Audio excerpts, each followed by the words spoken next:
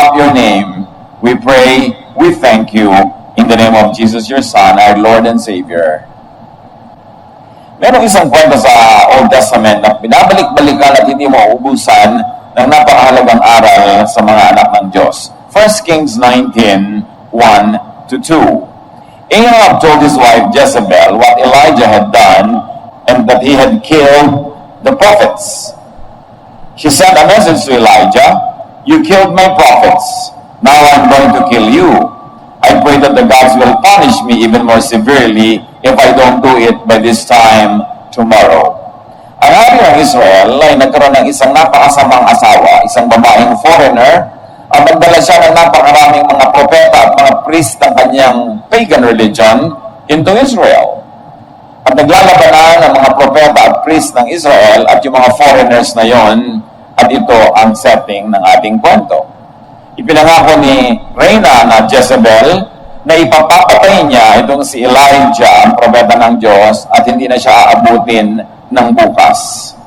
Napakarami na madudugong mga enkwentro ang nangyari, napakarami na naging patayan na naganap. There was a big religious war going on in Israel at the time, and at this point, Elijah was already very tired. Pagod na siya, hindi matapos ang mga conflict, at napakarami ng kasamahan niya ng mga propeta ang nalipol at namatay. At sa katunayan, ang akala niya siya na lang ang natirang buhay. So there was a very imminent threat. A threat to his life, given by no less than the wicked queen Jezebel. Earlier, sa 1 Kings 19:10, sa kanyang pakikipagniis sa Diyos, he answered, "Lord God all-powerful, I've always done my best to obey you, but your people have broken their solemn promise to you. They have torn down your altars and killed all your prophets except me. And now they are even trying to kill me." Ito ang elemento ng panalangin ni Elijah, which tells us about his consciousness at this time. Sabi niya, "Ako na lang po ang nalalabing buhay. Ito mismo ng mga mamamayan ng Israel ang pumapatay sa inyong mga propeta. Nag-iisa na lang pong natira. At ngayon, ako naman ang kanilang gustong patayin." So yun ang laman ng kanyang isip. Gulong-gulo siya, natatakot siya para sa kanyang kaligtasan, at iniisip niya, wala na siyang kakampi. 1 Kings 19:3-4. Elijah was afraid when he got her message, meaning the message of Jezebel, warning him that he would be dead tomorrow.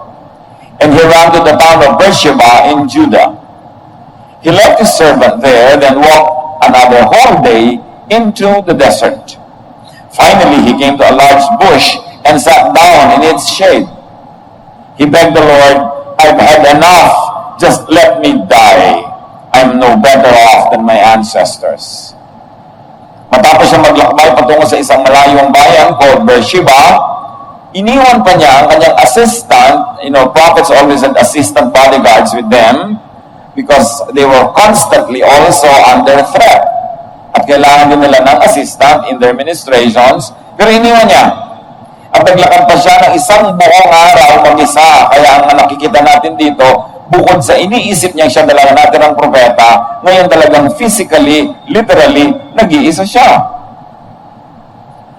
At sa wakas ay nakakita siya ng isang malabay na puno at siya ay naupo dun sa lilim noon at sinabi niya sa Diyos, pagod na po ako, tama na, hayaan niyo na akong mamatay." Dumating siya sa ganon. What were his weaknesses? There was fear. And then there was fatigue and aloneness. Deadly combination. Marami tayong alam na nagpapakamatay na magkakasama yung fatigue, be it emotional or spiritual fatigue, at pag dinagdagan mo pa ng physical fatigue, the chemistry of the body is altered, there is more tendency to be depressed.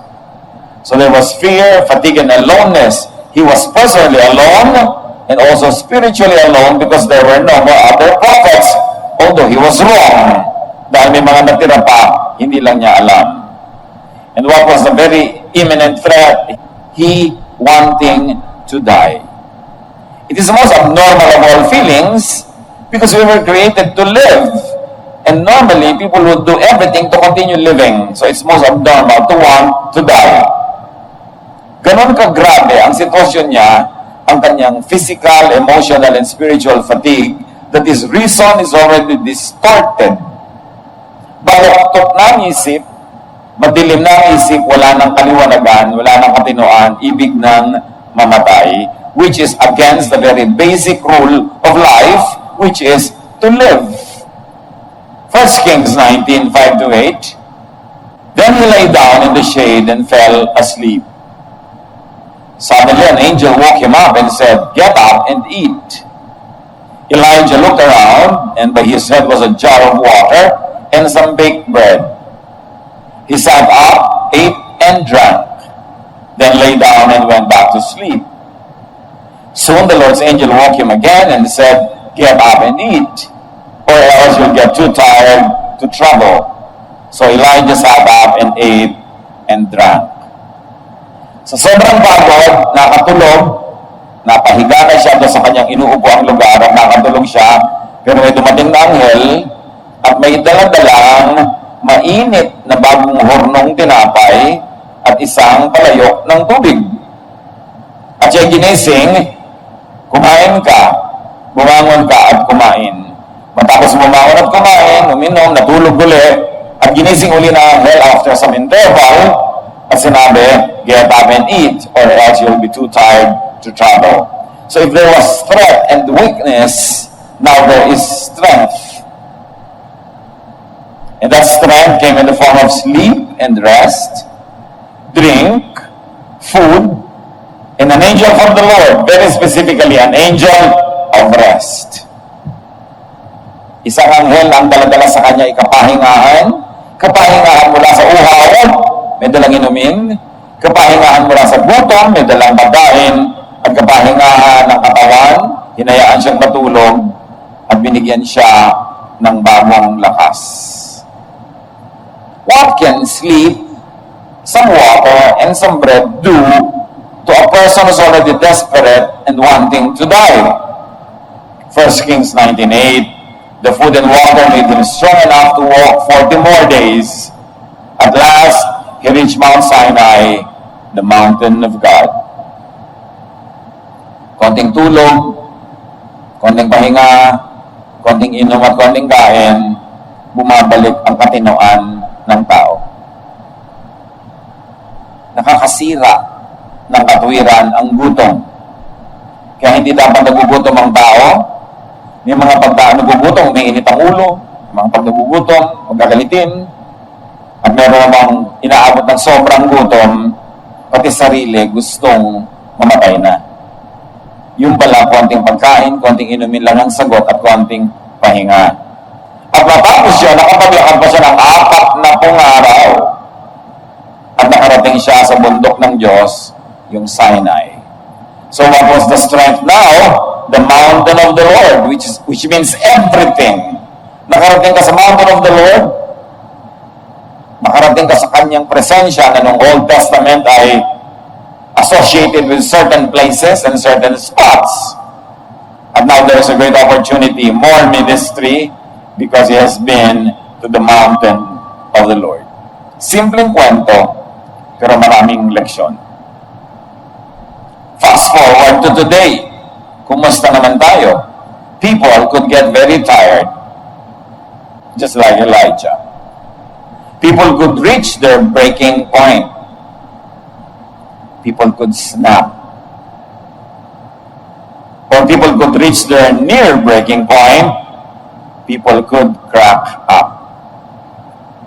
Pag sobra-sobra, sunod-sunod ang problema ng tao, walang pahinga, walang refreshment, walang restoration, pwede siyang malabot, yung tinatawag nating lumigwak. Lumuwag ang tornilyo, ang tawag ng iba, nasiraan, pwede mangyari yan. And people become psychiatric cases. Pag sobrang pressure na walang humpay, walang masulingan, walang maatrasan, pwedeng mag-crack ang tao. Yung nawawala sa sariling bait, nawawala ng katwiran, nagiging psychiatric case. Kaya mahalaga mga kapatid, kaya natin itong pinag-aaralan, makiramdam.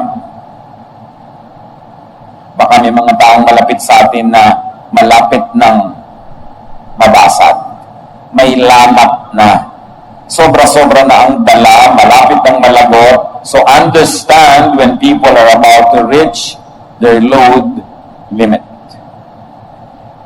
Do not push people beyond their limits. Kung minsan, tiis ang asawa, yung pala malapit na siya mapuno. Hindi mo alam, biglang napuno na. Meron pinagdidimla ng paningin, nakakapatay ng asawa, nakakapatay ng kapwa. Meron naman, naglalayas, nawawala na kasi napuno. You don't know when the proverbial camel's back will break. Yung kasabihan, it was the last straw that broke the camel's back. Kasi pasan ka ng pasan ng mga tali-tali, mga straw, ang dami-dami on the camel's back. Akala mo kayang-kaya pa niya. Nagdagdag ka na lang ng isang hibla ng straw. Nabalian na pala siya ng likod at natumba na siya. It was the straw that broke the camel's back, or it is the last drop that filled the bucket. Akala mo kayang-kaya mo pa siya pagalitan, pag ineglect, pabayaan, yung pala isang patak na lang puno na. Kailangan ng tao nakakapagpahinga. Kailangan ng tao na may naaatrasan pag nagigipit at hindi laging sinisikil at hindi laging sinusukol. You don't always corner people because even animals, when cornered, fight back. Kaya bibigyan mo sila ng graceful way out. Hindi ko mo pwede mong hihiyain mo. Hindi ko mo pwedeng hawak na hawak mo ang alas, ikakaya-kayanin mo because people can fight back. People can snap. People could break down from physical, emotional, or spiritual fatigue. Kung ikaw ay asawa, ikaw ay anak, magulang, ikaw ay kasintahan, ikaw ay kasama sa trabaho, itanong mo rin, nakakapagod ba akong kasama? Pagod na ba sa akin ang aking asawa, ang aking magulang, ang aking anak? Kasi ang tao pag napagod, bumibigay. Kailangan hindi natin sila sobrang pinapagod. 1 Kings 19:7, the angel of the Lord came back a second time and touched him and said, "Get up and eat, for the journey is too much for you." What journey are you taking that could be too much for you? What journey could other people around us be taking that is too much for them? Pag ang tao may pinagdadaanan, huwag nyo nang dagdagan. Meron man kayong issue, meron kayong gustong ayusin, ipagpaliban na. Ang kailangan lang naman nun, pahinga. Ipagpaliban, for everything there is season and a time for every matter under heaven. Lahat may tamang panahon. Kaya dapat itinatama ang mga ginagawa natin. At pagka ang tao may pinoproblema, may dinadala, may pinagdaraanan, remember, people have load limits. Kahit aeroplano may load limit, hindi siya pwede magdala ng higit sa disenyo na kaya niyang ilipad. Ang mga tulay may load limits. Ang mga kuryente, linya ng kuryente natin sa bahay, sa opisina, may load limit, hindi dapat lumampas. Lahat may load limit. People have load limits. And given even limits, God even gave limits to temptation, so that a person could resist temptation. Maski ang pinapayagan ng Diyos sa tukso na dumadating sa ating buhay, may limit. 1 Corinthians 10:13, "No temptation has overtaken you except what is common to mankind. And God is faithful. He will not let you be tempted beyond what you can bear."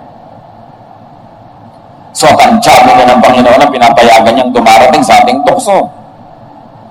Kaya pag napayagan na dumating, ibig sabihin kaya mo. Kasi tasado, limitado, measured. Hindi tayo hahayaang matukso ng higit sa ating kayang tanggihan at lampasan. Lahat binibigyan ng Diyos ng limit. So, we should respect limits. Huwag ipagtulakan, huwag sagarin ang sarili at huwag sagarin ang kapwa. When the journey is too much for people, be give to them an angel of rest, refreshment, and recreation. Sa ating kwento, nakita natin yung anghel na naging daan para makakain, makainom, mapagpapahinga.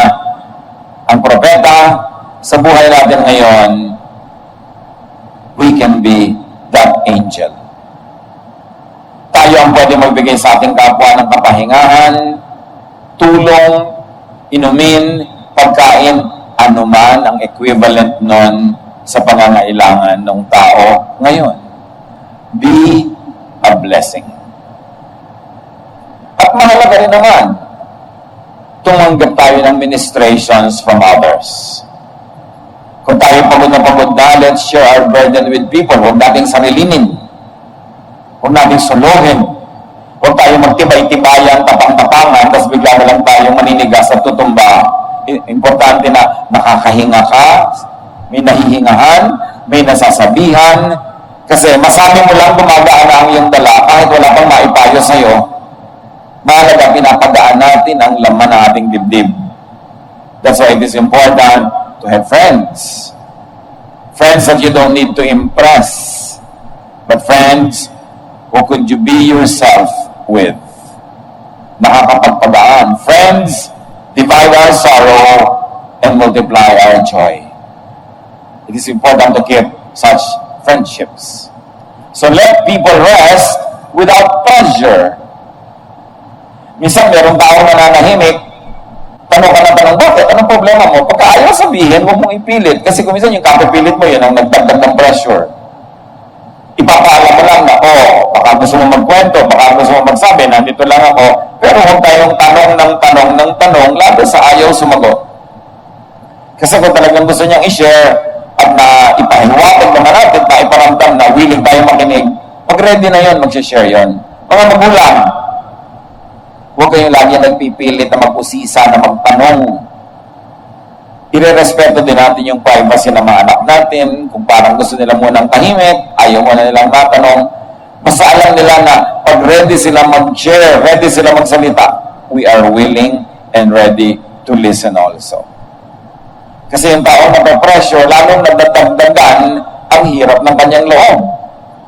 Pwede tayong maging shock absorber, maging atrasan ng tao kung wala na siyang sulingan, pwede siyang umatras, kasi pipayagan mo siyang umatras sa'yo, at pwede tayong maging pahingahan ng mga pagod. It is a special ministry, at kakambal yan siyempre, hindi ka dapat judgmental, hindi ka easily shaken or shocked, para ang tao maging lapat ang loob na magsabi sa atin kahit ang mga bagay na medyo shocking, para maging lapat ang kanilang loob. Give yourself the space and the time to rest, to get revived, re-strengthened, refreshed, reoriented. Nakita niyo itong si Elijah, gusto nang mamatay, pero nung na-refresh, may bago na naman siyang mission, naglakad pa siya ng 40 days. Pagiging si Jesus, ino-observe niya ang limits maging ng mga disciples. Nung pagod na yung mga disciples, kahit ang dami pang taong dapat paglingkuran, niyaya niyang lumayo muna, mapag-isa, at magpahinga. Mark 6:31, then because so many people were coming and going that they did not even have a chance to eat, he said to them, come with me by yourselves to a quiet place and get some rest. Si Jesus, iniwan muna nila yung hindi maubos-ubos at matapos-tapos sa mga tao na hindi maubos-ubos ang demands. Sabi niya, magpahinga muna kayo. Hindi kayo nakakatulog, hindi kayo nakakapagpahinga, hindi kayo nakakakain na maayos. Iwan muna natin sila. May ganun. Kailangan kung meron tayong mahal sa buhay na sobrang pressured, sobrang stressed, ilayo muna natin sila sa source of stress and pressure para sila ma-refresh. Even Jesus gave His disciples respite, retreat, and rest. Kaya ang central ministry ng Panginoong Jesus, very clearly, is to give rest. Kasi ang mga tao laging pagod. Pagod ang puso, pagod ang katawan, pagod ang isip. Matthew 11:28-30, if you are tired from carrying heavy burdens, Come to me and I will give you rest. Take the yoke I'll give you. Put it on your shoulders and learn from me. I am gentle and humble, and you will find rest. This yoke is easy to bear, and this burden is light. Alam niyo kung bakit nakakapagpahinga kahit ang mga makasalanan kay Jesus? Kasi pinapatawad niya. Hindi niya hinuhusgahan. Hindi niya sinisita. Minamahal niya, tinatanggap niya na walang patakaran. Kaya yung mga tao sinasabi, nawawala yung mga demonyo kumukubabaw sa kanila kaya napupunta sila kay Jesus. Is not always literal demonyos, kundi yung mga hang-up, yung mga heavy feelings, yung mga burdens, na tuloy nagkaka-split personality na yung tao sa laki ng mga pressure sa buhay, nakakahinga sila, gumagaan ang buhay, nawawala yung mga sinasabing spirits na nagpo-possess sa kanila. Ganun lang naman napapahinga ang tao kung tayo nagmi-minister sa kanila. Hindi natin inuhusgahan, hindi natin pinapressure, minamahal natin ang walang patakaran, tinatanggap, at kung kailangan patawarin, pinapatawad, dun lang naman talaga may pahinga. At yun ang ministry ni Jesus. John 6:35, Jesus replied, I am the bread that gives life. No one who comes to me will ever be hungry. No one who has faith in me will ever be thirsty. Si Elijah, nakainom, nakakain, nakapaglakad ng 40 days, pero no doubt, nagutom uli yun, napagod na naman yun, nauhaw na naman yun, until Jesus. Jesus says, ako ang living water, ako ang bread from heaven. When you eat me, when you drink me, you will never be thirsty again. And of course, it doesn't mean physical drink or physical food. But when you let the thought, the teachings, the Spirit of Jesus live in you, you will always be spiritually filled, and you will never be so tired to the point that you would want to die, that you would like to give up, that you would be depressed. Kaya mahalaga ma-internalize, maunawa, maipamuhay natin ang mga katuruan ni Jesus dahil doon lang tayo mapapahinga. Inililigtas niya tayo sa sobrang guilt, sobrang feeling of inadequacy na nakukuha natin kung kay Moses at sa law tayo lagi nakikinig. Kaya nga, we now live by grace through faith in Jesus. Undeserved kindness because Jesus saved us not only from the power of sin but also from the penalty of sin. Nakakapagpahinga ng Espiritu pag alam mong mahal ka at tinatanggap ka, at kung nagkukulang at nagkakamali ka, mahal ka pa rin at pinapatawad ka pa rin at tatanggapin ka pa rin. Sinabi ni Pedro kay Jesus, ilang beses ko bang papatawarin ang aking kapwa, ang aking kapatid ba nagkakasala? 7 times ba? Sobra na yun kasi ang nire-require sa kanila 3 times. Dinoble niya, 6, dinagdagan pa na isa, 7. Iniisip ni Pedro, napaka-generous na niya. Sabi ni Lord, no, 70 times 7. Which is really symbolic, meaning, endlessly you forgive people. And it tells us how Jesus forgives us. Endlessly. And only when you know that you will be forgiven no matter what, that's the only time when you can rest. When you can stop performing and you can stop relying on performance. At napapahinga ka dahil mahal ka. Do as Jesus. Do as Jesus would. Give rest to people. Patawarin natin ang mga dapat patawarin. Tanggapin ang ating mga lalo na mahal sa buhay at pamilya. Mahalin tulad ng ginagawa ni Jesus sa atin. John 14:12, I tell you for certain that if you have faith in me, you will do the same things that I am doing. You will do even greater things now that I am going back to the Father. Sabi ni Jesus, mahal niyo ako, nananalig kayo sa akin, gawin niyo ang mga pinaggagawa ko. At ano yun? Magpatawad, magmahal, magbigay ng kapahingahan sa tao. When people are tired, give them rest. When people are threatened, give them protection and security. And when people are fearful, give them reasons to be at peace. That is the work of Jesus. And that is what He does to us, which means that is also what we should do to others. Help people and yourself to not overthink. Si Elijah kasi nag-overthink, kaya gusto na mamatay. 1 Kings 19:18, but 7,000 Israelites have refused to worship Baal, and they will live. Yun ang sagot sa kanya ng Diyos. Sabi niya kasi wala na pong natirang maka-Diyos, ako na lang. At papatayin pa nila ako. Sabi na, overthink ka. Ang bunga, fear. Sabi, meron pang 7,000 Israelites na hindi pa sumasamba kay Baal at sila'y patuloy na mabubuhay tulad mo. Don't exaggerate your fears. Huwag lagi magdrama. Kasi ang bunga nun, kalungkutan, depression, awa sa sarili, fear. When people are hungry, give them food. Thirsty, give them drink. And when people are isolated, solitary, give them company. Halos lahat ng nagsusuicide, dumarating sa point na feeling alone. And literally, really alone. Kahit ilang minuto lang yun, o ilang oras o ilang araw. Give the ministry of presence. Mga kapatid, yung ministry of presence, hindi mo kailangan magsalita, hindi mo kailangan maging wise, hindi mo kailangan manalangin, hindi mo kailangan may gawin. Nandun ka lang, at alam ng tao nandun ka, may kahati na agad siya sa kabigatan. The minimum ministry we can give is the ministry of our presence. Andun ka lang, even without having to utter a word. Sino ang nabibigatan sa dala? Sino ang malapit na magkalamat at mabasag? Tayo o mga taong malapit sa atin na kuminsan wala tayong kamalay-malay, malapit na palang mabasag.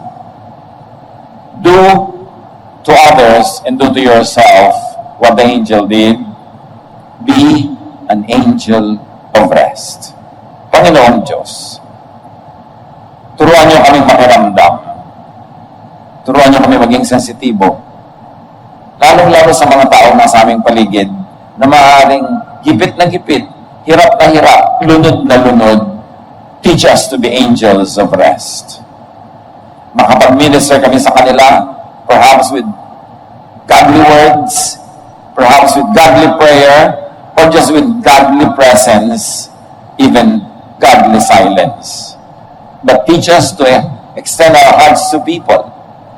Turuan niyo kami, Panginoon, na maging daluyan na yung pagpapala sa mga tao.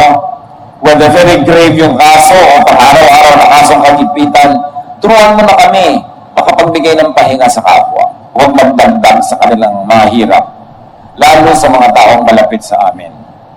At kung meron dito sa aming kalagitnaan, na malapit ang mapuno, malapit ang malagot, Lord, let the person realize that you can send angels of rest, that you love each one of us, so that we will not refuse the ministrations of angels of rest. Kami man, Panginoon, kung inaabutan ng inumin, ng pagkain, pinatutulog, pinagpapahinga, be gracious recipients at tumanggap kami ng ministration ng iba, lalo sa mga panahon kami malapit ng bumigay. Teach us to be humble. Teach us, Lord, to share our situation with people. At kami naman maging ready, willing, and able to listen and to share our time with people as well. Mga kapatid, pagbulay-bulayan natin ito, paano tayo magiging angel of rest